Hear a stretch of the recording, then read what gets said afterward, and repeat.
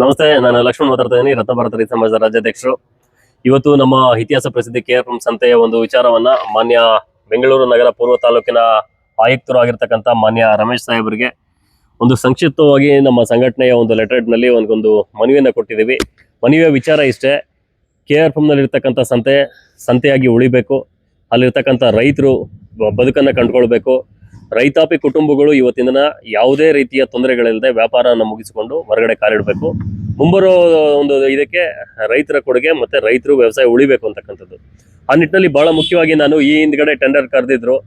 So ಸರಿಸುಮಾರು ಇವತ್ತಿಗೆ 365 ದಿನ ಕಳೀತಾ ಇದೆ. ಸೊ ಬರೋ ತಿಂಗಳಿಗೆ 4ನೇ ತಾರೀಕಿಗೆ ಆ ಟೆಂಡರ್ನ ಅವಧಿ ಸಮೇತ ಮುಕ್ತಾಯ ಆಗ್ತಾ ಇದೆ ಅಂತಕ್ಕಂಥದ್ದು. ಸೊ ಟೆಂಡರ್ ಯಾವ ರೀತಿ ಕರೆದ್ರು, ಅದರಲ್ಲಿ ಎಷ್ಟು ಸಮಸ್ಯೆಗಳಾಯಿತು, ಸರಿಸುಮಾರು 6ರಿಂದ 8 ತಿಂಗಳ ಕಾಲ ಆ ಬಣ ಸ್ಟೇಷನ್ಗೆ ಹೋಗಿ ಕಂಪ್ಲೇಂಟ್ ಕೊಡ್ತಕ್ಕಂಥದ್ದು, ಅವ್ರ ಮೇಲೆ ಇವರು ಕತ್ತಿ ಮಸೀತಕ್ಕಂಥದ್ದು, 2 ಬಣ 3 ಬಣಗಳ ನಡುವೆ ಇವತ್ತಿನ ದಿನ ಸಂಪೂರ್ಣವಾಗಿ ಒದ್ದಾಟ ಮಾಡ್ತಕ್ಕಂಥವ್ರು ರೈತರು, ವ್ಯಾಪಾರಸ್ಥರು. ಒಂದು ಸಮಯ ಇತ್ತು, ಆವತ್ತಿನ ದಿನಕ್ಕೆ ರೈತರು ಯಾಕೆ ಈ ಒಂದು ಇದರಲ್ಲಿ ಗಲಾಟೆಗಳಲ್ಲಿ ನಾವು ವ್ಯಾಪಾರನೇ ಮಾಡಬೇಕಾ ಇವತ್ತಿನ ದಿನ ಸಂತೆಗೆ ಹೋಗಿ ಅಂತಕ್ಕಂಥ ಒಂದು ಆತಂಕದ ವಾತಾವರಣ ಸಮೇತ ನಮ್ಮ KRM ನಲ್ಲಿ ಸೃಷ್ಟಿಯಾಗಿತ್ತು. ಇದಕ್ಕೆಲ್ಲ ನೇರವಾಗಿ ಹೊಣೆ ಆಗಿರ್ತಾ ಇದ್ದಂಥದ್ದು ಆವತ್ತಿನ ತಪ್ಪು ನಿರ್ಧಾರಗಳ ತಗೊಂಡಂತ ಕೆಲವೊಂದು ಅಧಿಕಾರಿಗಳು, BBMP ಅಧಿಕಾರಿಗಳು ಸುಂಕವನ್ನ ಮಾಡುವಂತ ಸಂದರ್ಭದಲ್ಲಿ ಆತರದಿಂದ ತನ್ನ ಒಂದು ನಿರ್ಧಾರವನ್ನ ತಗೊಂಡಿದ್ರಿಂದ ನೇರವಾಗಿ ರೈತರಿಗೆ ಮತ್ತೆ ಸುಂಕದವರಿಗೆ ತೊಂದರೆ ಆಗಿದೆ. ಹಾಗಾಗಿ ನಾನು ಈ ಬಾರಿ ಮನವಿಯನ್ನ ಮಾಡ್ಕೊಳ್ತಾ ಇದ್ದೀನಿ, ರೈತರ ಬಗ್ಗೆ ತಾವು ನಿರ್ಧಾರ ತಗೊಳ್ಬೇಕು ಅಂತಂದ್ರೆ, ಆ ಒಂದು ಸಂತೆಯ ಬಗ್ಗೆ ನಿರ್ಧಾರ ತಗೊಳ್ಬೇಕು ಅಂತಕ್ಕಂಥದ್ದಾದ್ರೆ ನೀವು ಪೂರ್ವವಾಗಿ ಒಂದು ಸಭೆಯನ್ನ ಕರೆಸಿ ಅಲ್ಲಿ ಸಾಧಕ ಬಾಧಕಗಳು ಏನಿದೆ, ಅಲ್ಲಿ ಏನು ತೊಂದರೆಗಳಾಗ್ತಾ ಇದೆ, ಯಾವ ರೀತಿ ನಾವು ಸುಂಕದ ಒಂದು ಅಂಶಗಳನ್ನ ಪ್ರಕಟಣೆ ಮಾಡಿದ್ರೆ ಅಲ್ಲಿ ರೈತರಿಗೆ ಮತ್ತೆ ಗ್ರಾಹಕರಿಗೆ ಹೊರೆ ಆಗದೆ ಇವತ್ತಿನ ದಿನ ಅಲ್ಲಿ ಬದುಕನ್ನ ಕಟ್ಕೊಳ್ಬಹುದು ಅಂತಕ್ಕಂಥದ್ದು ಬಹಳ ಮುಖ್ಯ ಆಗುತ್ತೆ. ಆ ನಿಟ್ಟಿನಲ್ಲಿ ಇವತ್ತಿನ ದಿನ ನಾನು ಮಾನ್ಯ ರಮೇಶ್ ಅವರಿಗೆ ಒಂದು 8ರಿಂದ 9 ಅಂಶಗಳನ್ನ ಪಟ್ಟಿ ಮಾಡಿದಂತ ಒಂದು ಮನವಿಯನ್ನ ನಾವು ಈಗಾಗಲೇ ಕೊಟ್ಟು ಬಂದಿದ್ದೀವಿ. ಅದರಲ್ಲಿ ಬಹಳ ಮುಖ್ಯವಾಗಿ ಸಂತೆಯ ವ್ಯಾಪ್ತಿ ಎಷ್ಟಿದೆ, KRM ನಲ್ಲಿ ಇರ್ತಕ್ಕಂಥ ಸಂತೆಯ ವ್ಯಾಪ್ತಿ ಬೌಂಡ್ರಿ ಎಷ್ಟಿದೆ, ಅಷ್ಟಕ್ಕೆ ಮಾತ್ರನೇ ಸುಂಕ ನಿಗದಿ ಮಾಡಬೇಕು ಅಂತಕ್ಕಂಥದ್ದು ಬಹಳ ಮುಖ್ಯವಾಗಿ ಒಂದು ಕಾಡ್ತಾ ಇರ್ತಕ್ಕಂಥ ಪ್ರಶ್ನೆ. ಆ ಬೌಂಡ್ರಿ ಫಿಕ್ಸ್ ಮಾಡಿಲ್ಲ ಅಂತ ಮೊನ್ನೆವರೆಗೂ ಗಲಾಟೆಗಳಾಗ್ತಾನೆ ಇತ್ತು. ಹಾಗಾಗಿ ಈ ಸರಿ ಅದಾಗಬಾರ್ದು ಅಂತಕ್ಕಂಥದ್ದು. ಸೊ ಒಂದು ಬೌಂಡ್ರಿ ಫಿಕ್ಸ್ ಮಾಡಿಕೊಡಿ ಸುಂಕಕ್ಕೆ, ಅಲ್ಲಿ ಮಾತ್ರನೇ ಸುಂಕ ತಗೊಳ್ಬೇಕು. ಅದರಿಂದ ಹೊರಗಡೆ ಯಾರೇ ಬಂದು ಸುಂಕದ ಹೆಸರಲ್ಲಿ ಹಫ್ತಾ ವಸೂಲಿ ಮಾಡೋದಾದ್ರೆ ಅದು ಹಫ್ತಾ ಅಂತ ಕರೆದು ಅದ್ರ ವಿರುದ್ಧ ನೀವು ಕ್ರಮ ತಗೊಳ್ಬೇಕು ಅಂತಕ್ಕಂಥದ್ದು.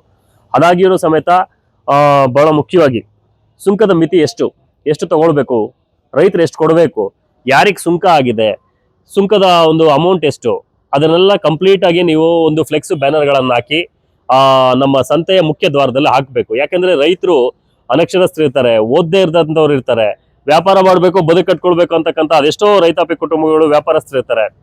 ಅವ್ರಿಗೆ ನಾವು ಜಾಗೃತಿ ಮೂಡಿಸ್ಬೇಕಲ್ವಾ. ನಾವು ಅವ್ರಿಂದ ಜಾಸ್ತಿ ಹಣ ತಗೋಬಿಟ್ರೆ ಕಷ್ಟ ಆಗತ್ತಲ್ವಾ. ಆ ಕಾರಣ ಅದು ಆಗ್ಬಾರ್ದು. ಪ್ರತಿಯೊಬ್ಬರಿಗೂ ಸಮೇತ ಸುಂಕದ ಮಾಹಿತಿಯನ್ನ ಸಂಪೂರ್ಣವಾಗಿ ಅವ್ರಿಗೆ ಕೊಡಬೇಕು ಅಂತಕ್ಕಂಥದ್ದು. ಹಾಗೆ ಬಹಳ ಮುಖ್ಯವಾಗಿ ಬೇರೆ ಯಾರೋ ಬರ್ತಾರೆ ಇವತ್ತಿನ ದಿನ ನನ್ನ ಹತ್ರ, ಇವತ್ತು ನಾನು ಶಾಲೆ ತೆಗೆದ್ಬಿಟ್ಟು ID ಕಾರ್ಡ್ ಹಾಕೊಳ್ದೆ ಹೋಗ್ತಾ ಇರ್ತೀನಿ, ನಾನು ಹಣ ತಗೊಳ್ಳೋ ಹಾಗಿಲ್ಲ.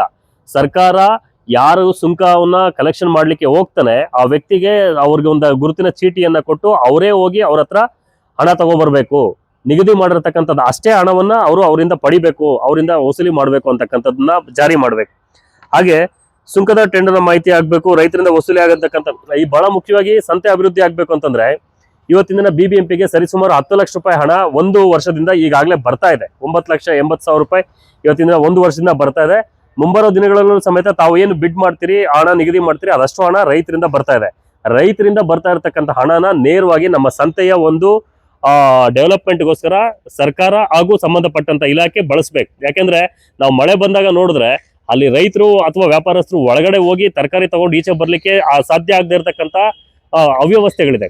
ಬೆಳಿಗ್ಗೆ ರಾತ್ರಿ ಇವತ್ತಿನ ಮಧ್ಯರಾತ್ರಿ 2 ಗಂಟೆ 3 ಗಂಟೆಗೆ ಇವತ್ತಿನ ರೈತರು ಸುತ್ತಮುತ್ತ ಹಳ್ಳಿಗಳಿಂದ ತಾನು ಬೆಳೆದಿರತಕ್ಕಂಥ ತರಕಾರಿ, ಹೂವು, ಹಣ್ಣು ಪ್ರತಿಯೊಂದನ್ನು ಸಮೇತ ಮಕ್ಕಳಿಗಿಂತ ಹೆಚ್ಚು ಜೋಪಾನ ಮಾಡಿ ಇವತ್ತಿನ ಸಂತೆಗೆ ತಗೊಬರ್ತಾ ಇದ್ದಾರೆ. ಆದ್ರೆ ಅಲ್ಲಿ ವಿಶೇಷವಾಗಿ ರೈತ ತಗೊಂಬಂದಿರ್ತಕ್ಕಂಥ ಅಷ್ಟು ಮೂಟೆಗಳಿಗೆ ಸುಂಕ, ತಗೊಂಡು ಇಳಿಸ್ತಾ ಇರ್ತಕ್ಕಂಥ ದಲ್ಲಾಳಿ ಹತ್ರ ಸುಂಕ, ತಗೊಂಡು ಮಾರ್ತಾ ಇರ್ತಕ್ಕಂಥ ವ್ಯಾಪಾರಸ್ಥರಿಂದ ಸುಂಕ, ಎಷ್ಟು ಬಾರಿ ಸುಂಕ ಕಟ್ಟಬೇಕು? ಇಷ್ಟೆಲ್ಲ ತಪ್ಪಿದೆ ಅಂತ ಮಾನ್ಯ ಕೇಂದ್ರ ಸರ್ಕಾರ GSTನೇ ಇಳಿಸಿದೆ. ಈ ಸುಂಕ ಇಳಿಸುವಂತಕ್ಕಂಥದ್ದು ನಿಮ್ಮ ವಿವೇಚನೆಗೆ ಬಿಟ್ಟಿರ್ತಕ್ಕಂಥದ್ದು. ಹಾಗಾಗಿ ಅಧಿಕಾರಿಗಳು ಇದನ್ನ ಎಚ್ಚೆತ್ಕೊಂಡು ಸುಂಕದ ವಿಚಾರದಲ್ಲಿ ನೇರವಾಗಿ ನಾನು ಹೇಳ್ತಕ್ಕಂಥದ್ದು ಇಷ್ಟೇ: ಯಾರ್ಯಾರು ಇದಕ್ಕೆ ಸಂಬಂಧಪಟ್ಟಂತವ್ರು ಇದ್ದಾರೆ ಅವರೆಲ್ಲರನ್ನು ಕರೆಸಬೇಕು. ಸರ್ವ ಪಕ್ಷಗಳ ಒಂದು ಸಭೆಯನ್ನ ಕರೆಸಿ ಎಲ್ಲರನ್ನು ಕರೆಸಿ ಸಾಧಕ ಬಾಧಕಗಳನ್ನ ವಿಚಾರಿಸಿ ತಾವು ಈ ಬಾರಿ ಸುಂಕದ ನಿರ್ಧಾರ ತಗೊಂಡಾಗ ಅಭಿವೃದ್ಧಿ ಆಗ್ತದೆ, ತಮಗೂ ಸಮೇತ ಒಂದು ಒಳ್ಳೆ ಹೆಸರು ಬರ್ತದೆ ಅಂತಕ್ಕಂಥ ಮನವಿಯನ್ನು ಹೇಳ್ತಾ ತಾವು ಸಮೇತ ರೈತರ ಪರವಾಗಿ ಸದಾ ಇರಬೇಕು. ರೈತರು ಉಳಿಬೇಕು, ಕೃಷಿ ಮತ್ತೆ ವ್ಯವಸಾಯ ಉಳಿಬೇಕು ಅಂತಕ್ಕಂಥ ಮಾತನ್ನ ಹೇಳ್ತಾ ಈ ಸಂದರ್ಭದಲ್ಲಿ ನಾವು ಅವ್ರಿಗೆ ಮನವಿಯನ್ನ ಕೊಟ್ಟಿದ್ದೀವಿ ಸರ್.